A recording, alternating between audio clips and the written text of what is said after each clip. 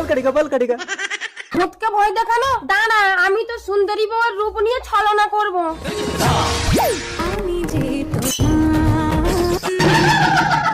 হ্যাঁ বউ, আমি কি স্বপ্ন দেখছি?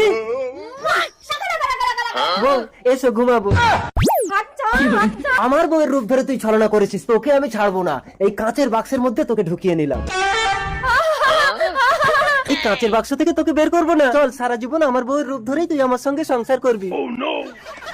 মনে হয় ঘুমিয়ে গেছি, দেখি তো এখনো কাচের বাক্সে ঢুকিয়ে রেখেছে আমাকে।